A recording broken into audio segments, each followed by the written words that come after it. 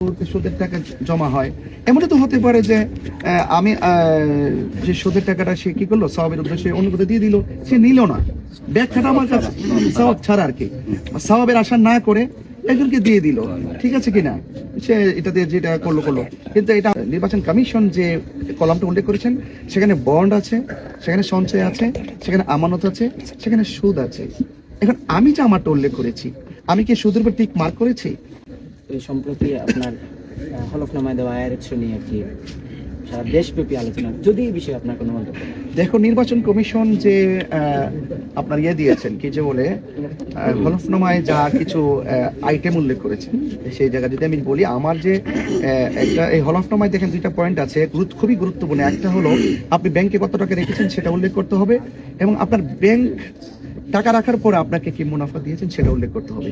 আর আমার কলামে যেটা ওই নির্বাচন কমিশন যে কলামটা উল্লেখ করেছেন, সেখানে বন্ড আছে, সেখানে সঞ্চয় আছে, সেখানে আমানত আছে, সেখানে সুদ আছে।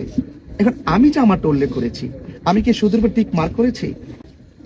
সেটা কিন্তু যারা এই বিষয়টা উল্লেখ করেছে আমার কাছে না জেনে, একটা মানুষ কিন্তু দেখেন যারা সুদের টাকা জমা হয়, এমনও তো হতে পারে যে আমি যে সুদের টাকাটা সে কি করলো, সওয়াবের উদ্দেশ্যে অন্য কোথাও দিয়ে দিল, সে নিল না, ব্যাখ্যাটা আমার কাছে সওয়াব ছাড়া আর কি, সওয়াবের আশা না করে একজনকে দিয়ে দিল, ঠিক আছে কিনা, সে এটা দিয়ে যেটা করলো করলো।